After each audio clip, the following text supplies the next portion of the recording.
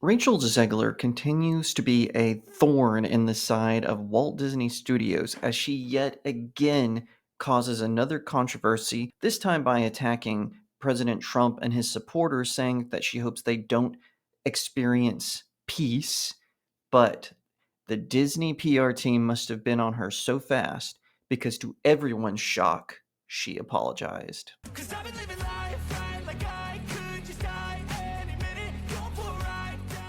Hi everyone, my name is Jacob Airy. Welcome to the StudioJake vidcast where I talk about all things pop culture. Be sure to like, share, subscribe, and if you're watching on YouTube, ring that little bell so you get notifications when I post a new vidcast, and consider becoming a channel member. As Rachel Zegler performs Juliet in the stage production Romeo and Juliet, she is continually causing problems for all the movies she is a part of, from the Hunger Games prequel to Paddington Bear. I think it's called Paddington in Peru, where she actually got fired from being in that movie. And now she's causing problems for her upcoming film, Y2K. But none has compared to how she has mishandled everything from her casting in Snow White with Gal Gadot to how she is just behaving in social media space. It is very bizarre and it is causing headaches for all of these film production companies. Now, she has gone even a step further by joining the chorus of out of touch celebrities causing a ruckus and calling for harm on people who they disagree with politically. It's very rude, it's very disruptive, and quite frankly, it's not unifying at all.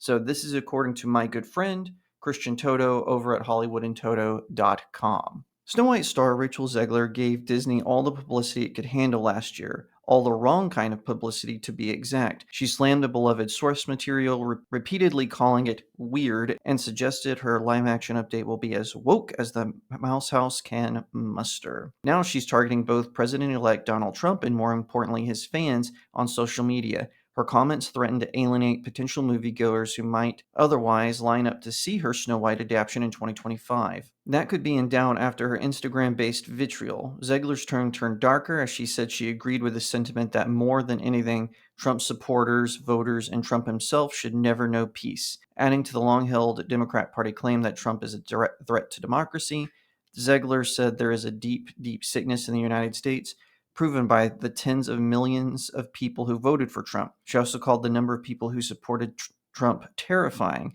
saying that they are subscribing to a false sense of security, of masculinity, of intelligence, of patriotism, and of humanity. That sound you hear is Disney's PR team making a massive order at the nearest Starbucks. It's going to take plenty of Joe to defuse this PR debacle. Zegler isn't the first celebrity to support Kamala Harris's now failed presidential campaign. Her peers knocked on doors, raised money, and flexed their celebrity clout as much as possible. It may not have helped, but that's part of the American process. It's well within the political battle. May the best person win. Zegler's comments are different, aggressive, combative, threatening. Never know peace? Read that line again. What does it mean? Social media users are savaging Disney, the same company that fired Gina Carano for her social media musings for not acting on Zegler's comments. And then he has a couple of tweets from various social media influencers. Now, I'm not going to read the rest of the article. I want you to go to my friend Christian Toto's website, HollywoodandToto.com, read the full article for yourself. And also, I'm curious to see eventually what he has to say about this big update. Because, like he said, Disney's PR team must have gone into overdrive because almost immediately she actually issued an apology. Who would have thought?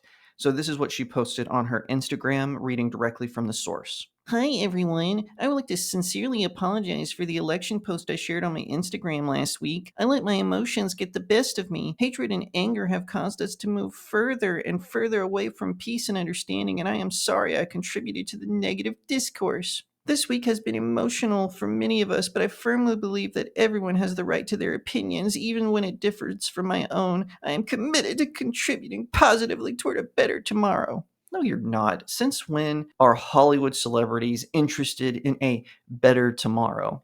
They only care about a better tomorrow if it benefits them or their political side. They don't care about the other side. They don't care about those of us who disagree with them. Now, this whole debacle got me thinking about three things. So, first of all, Rachel Zegler and the broader celebrity cast. They're out of touch. They're completely bonkers. They're spoiled brats. I mean, who doesn't remember that Madonna video where she went live and she's bathing in milk and talking about how she works just as hard as a blue collar worker? Bump that noise. Okay, come on now. This is so silly. Whoopi Goldberg saying she won't, allow men to be intimate with her from The View. No one wants that to begin with. No straight man, at least, wants that to begin with. But come on now. These are just a bunch of spoiled brats who didn't get their way and they're throwing massive hissy fits. Eva Longoria said, "Oh, she's moving to Mexico. Oh, she's taking her family and she's moving to Mexico to get away from all the divisiveness and whatnot." Last time I checked, Mexico is pretty crime ridden, and in the once protected port cities, because they wanted that tourism, they're even starting to get taken over by the cartels, by the gangsters. So, yeah, spare me, Eva Longoria.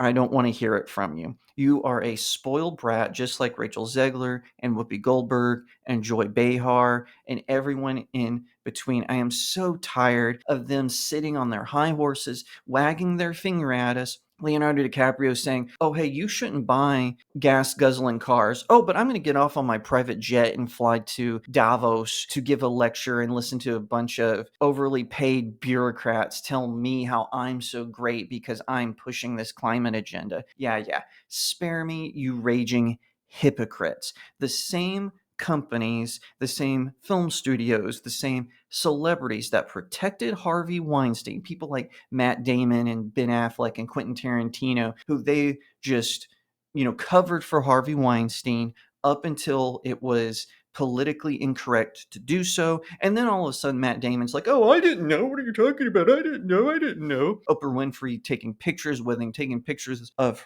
herself basically giving a young woman to Harvey Weinstein. Yeah, yeah. Spare me. I don't want to hear your lecturing about your opinion on a certain political candidate because you don't like them. Trump derangement syndrome is real, and I'm not going to hear their lecturing about Orange Man bad when they are some of the scum of the universe. And that goes twice for Rachel Zegler, who is a raging hypocrite. She's a spoiled brat. Did I make myself clear? Okay, number two, this is hypocrisy from Disney. Now, I think that they should fire Rachel Zegler not because of her opinions, that no one should be fired because they have opinions.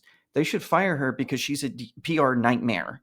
She has herself, by herself, ruined any sort of momentum this movie might have had. Snow White got the Walt Disney Studios its first Academy Award nomination. I'm talking about the original animated version. It was mind-blowingly well. Cartoons were always seen as sort of this kiddish thing. Now there were pockets of ones that were more for mature audiences, sure, but Snow White and the Seven Dwarfs was a masterpiece of filmmaking. And yeah, it's not perfect film for sure. I agree with that, but it showed how far animation can go. And even when I was a kid, when I first watched Snow White and the Seven Dwarfs, I was blown away by how amazing it was just as someone who loves animation. And I still love animation to this day because of those old Warner Brother animated films, those old Amblin Entertainment films, those old Disney films, those old Don Bluth films. Those are what inspired me. And now Disney is squandering it away because they hired a spoiled brat actress. And Gina Carano got fired from The Mandalorian over way less. Meanwhile, Pedro Pascal, he can say whatever he wants. He can compare people to, the Nazis back in the 1930s and 40s. He can do that. He can compare people to that. He can compare people to Confederates. But he still has a job. He still gets a paycheck. But Gina Carano simply says, "Hey, we should love our neighbors. We shouldn't go against each other." She can say that and then get herself fired. But meanwhile, Zegler can say that people can't have peace, scumbaggery, and hypocrisy from Disney. That's really why Zegler should be fired. But on the other hand, comedian Josh Denny said, "Hey, they shouldn't fire her because this just gives Gina Carano more ammo for her court case." Because Gina Carano, I've talked about it in other videos, she's currently suing Disney with the help of Elon Musk because of her firing was so discriminatory. I think that it's a beautiful thing. And Disney is nothing but a giant, massive hypocrite.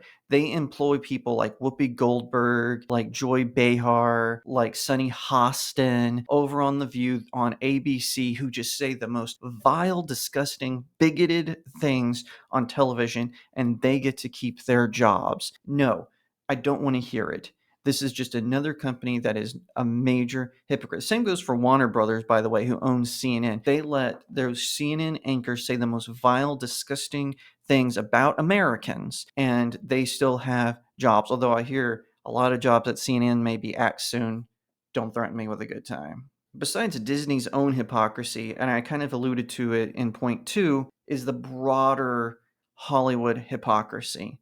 The Writers Guild, the Screen Actors Guild, they all went on strike for some arbitrary AI rules, for some arbitrary, we want this number of writers, oh, we want this pay increase. They all went on strike and were demanding higher pay and all of this. They're able to do all that and still keep their jobs, right? So they still get cast in movies. They can say the most evil, disgusting, vile things about President Trump, however you feel about him politically, about his supporters, about people who voted for him, and they all keep their jobs. They still get casted in things. Meanwhile, it's not just Gina Carano who's getting fired or blacklisted. Her firing was very public. It's also people who are just being blacklisted just because.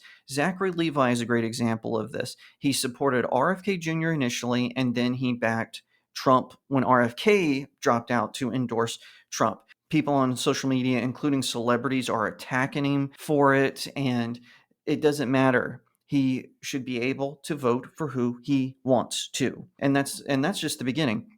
It's the same for guys like James Wood and Nick Searcy, who have been longtime Hollywood conservatives. All of a sudden, they're not getting calls anymore. All of a sudden, they're not being cast in movies anymore. Now, Nick Searcy has made some appearances in movies like Terror on the Prairie. Most recently, he was in a documentary. And James Wood has done some voice work, but they're not getting the huge sort of films that they were getting originally because Hollywood has a bias against them. And let's not forget about Kevin Sorbo and Kirk Cameron.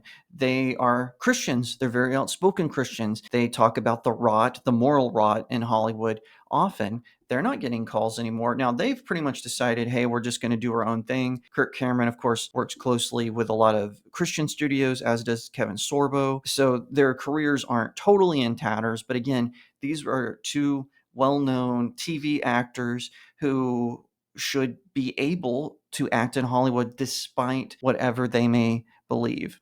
And of course, we've got Christy Swanson, another woman who was in an iconic film, several iconic films. She was in movies like Buffy the Vampire Slayer, like Ferris Bueller's Day Off, one of my favorite all-time films. She's not getting phone calls anymore simply because she votes a certain way. Let's not forget Dean Cain, a guy who he wasn't even really that conservative starting out. He just was calling out the looniness of the left, and he would make appearances on Fox News, and he worked with a couple of right-wing pundits like Steven Crowder, and all of a sudden, Hollywood's not calling anymore. And it is just so sad that Hollywood has gotten to that place. It's disturbing. It's disgusting. These actors and actresses should be allowed to work despite their beliefs, especially if it's what the fans want. But no, Hollywood is a place of moral hypocrisy where finger wagging is okay as long as you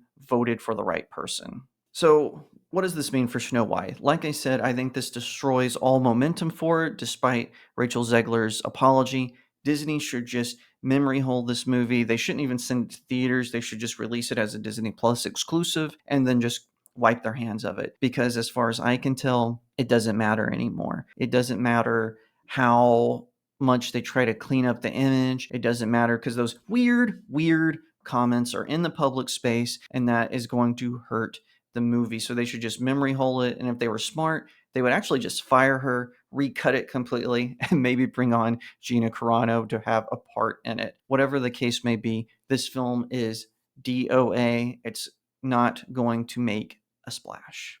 If you like that video, be sure to give it a like, share it out to all your friends, leave me a comment and tell what you think, and subscribe. If you're watching on YouTube, ring that little bell so you get notifications when I post a new vidcast, and consider becoming a channel member. Head on over to StudioJakeMedia.com, where I have all kinds of reviews, commentary, and everything in between. You can sign up for free with your email address. If you want to support the channel and my website, head to studiojakemedia.locals.com. You can sign up for a monthly subscription, or you can send me tips on articles I post there, including some exclusive ones that are just for my locals community. You can also check out my novels. I've got 4 of them right here. I've got the supernatural thriller Cacophony.